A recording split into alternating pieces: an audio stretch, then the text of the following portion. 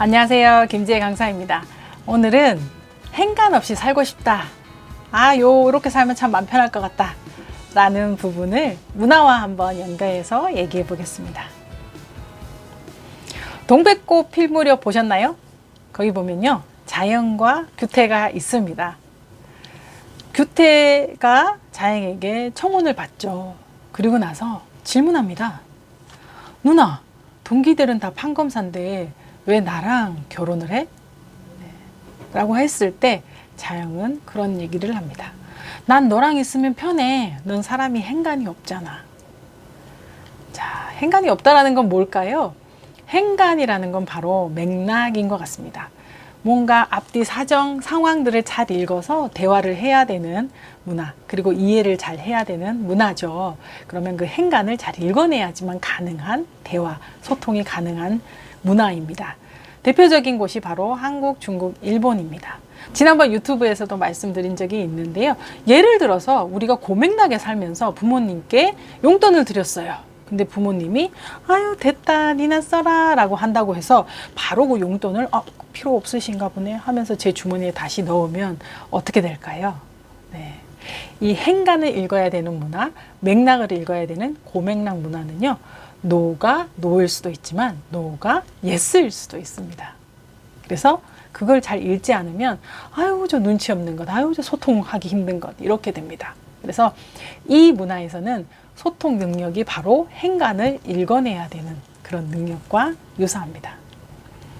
저맥락 국가에서는요, 독일, 북미 뭐 이런 곳에서는요, 내가 명확하게 표현을 해야 되죠. 맞다, 아니다. 그리고 그 뜻이 내 말이 그대로 나옵니다. 네, 갑자기 수고하셨습니다. 나오는데요. 제가 요거를 적은 이유는 수고하셨습니다가 영어로 표현하기가 너무너무 힘들었던 경험이 많습니다. 왜냐? 사전을 찾아봐도 잘 안 나와요. 제대로 안 나오는 경우가 많습니다. 수고하셨습니다는 맥락을 표현한 건데요. 1어에서는 같은 고맥락을 가진 1어에서는 일본에서는 그 1어로 잘 표현할 수 있습니다. 그대로 있거든요. 오치카레 사마데시타 이렇게 있고요.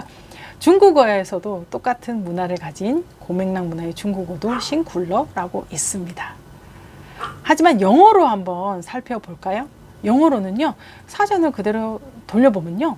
구글 번역기에서는 thank you 한마디입니다. 그냥 고마운 건가? 약간 이 표현이 충분하지 않다라는 생각이 들지 않으세요?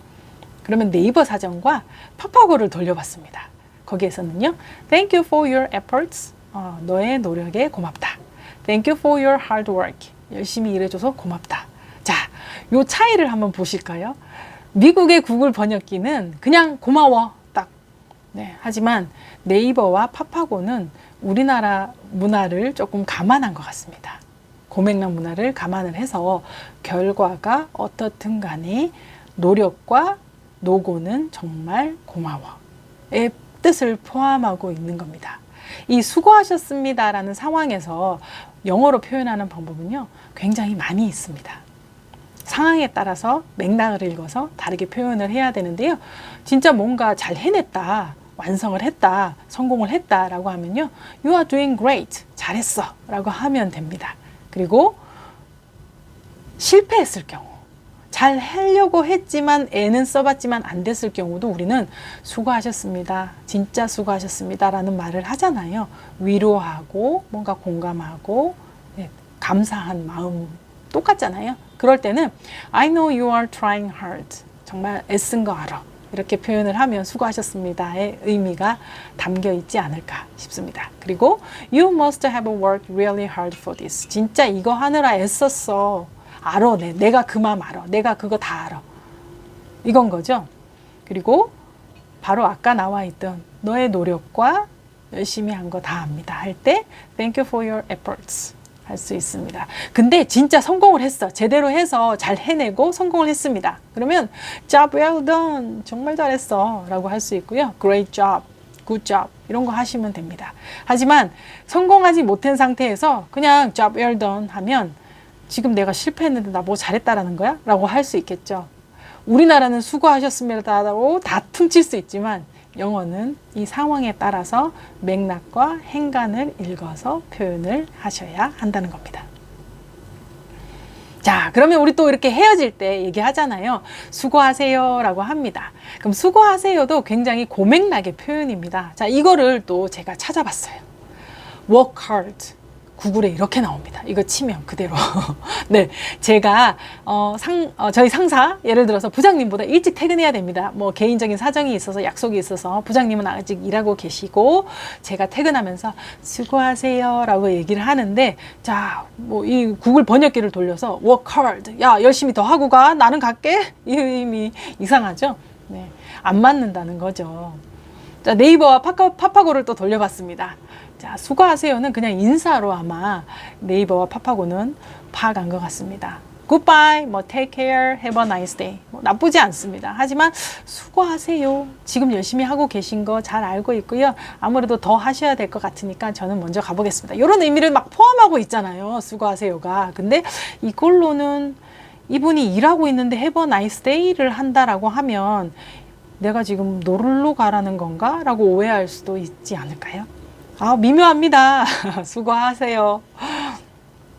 자, 그럴 때 그러면 여러 가지 표현, 맥락에 따라서 또 쓸 수 있는데요. 물론, 네, 워커들도 할 수 있겠죠. 뭐, 내가 상사고, 부하 직원이 내가 퇴근하는데 아직 하고 있어. 그럼 수고 좀 더 해주세요. Work hard, please. Yeah. 뭐 이렇게 할 수도 있겠죠. 하지만 그럴 경우 이제 계속 하던 일 열심히 좀 잘 해주면 좋겠어. 응원할게. 라는 의미로 keep up the good work. 뭐 그냥 하던 일 좀 열심히 계속 잘 지속해봐 라고 표현할 수도 있을 것 같습니다. 자, 이렇게 행간 표현은요 굉장히 복잡합니다. 자, 행간 표현은 이렇게 많은 표현으로 다르게 나올 수 있습니다. 우리나라에서는 수고하세요, 수고하셨습니다의 한마디일지라도 이 고맥락의 문화 상황에서는 그 행간의 상황에 따라서 표현을 잘 해야 되는 겁니다. 그 모두를 담고 있는 그 모든 상황을 다 포함한 게 우리나라에서는 한마디로 표현이 되는 거죠. 자, 사실 이렇게 본다면 영어 능력이 영어를 잘 표현을 하고 영어를 잘 안다라고 하면 잘할 수 있을 것 같지만 결국에는 영어는 글로벌의 소통 능력은 바로 내가 커뮤니케이션을 잘 하냐에 달렸다고 보시면 될 것 같습니다. 결국 얼마나 행간을 잘 읽고 그 맥락에 맞춰서 내가 얘기하는가가 바로 글로벌 소통 역량, 바로 영어의 역량인 것 같습니다. 나의 소통 역량이 영어만 잘한다고 될 것 같지만 사실은 내가 어떻게 이 맥락을 읽어서 표현하는가가 바로 나의 커뮤니케이션 역량일 것 같습니다. 자, 그러면 오늘 여러분들의 소통 역량에 해당되는 행간 없이 살고 싶다. 그냥 그대로 표현을 하고 읽지 않고 나의 에너지를 거기 쓰지 않고 살고 싶다라고 생각이 들어서 오늘 이렇게 해봤습니다. 하지만 우리나라 그리고 많은 아시아권에서는 우리가 영어로 대화를 하지만 그들의 행간을 읽어내지 않으면 적절한 커뮤니케이션을 할 수 없습니다. 따라서 나의 소통 역량은 이렇게 맥락을 잘 읽어내야지만 가능하다라는 거. 거기에 바로 영어가 올라가면 내가 영어로도 커뮤니케이션을 잘하는 외국어 역량을 가질 수 있습니다. 영어만 잘한다고 결코 되지 않는다라는 거. 다시 한번 말씀드리고요. 한국어의 소통 역량은 결국 영어만 거기에다 보태지면 외국어 소통 역량이 된다라는 거. 다시 한번 말씀드립니다. 자, 그러면 구독과 좋아요 부탁드립니다.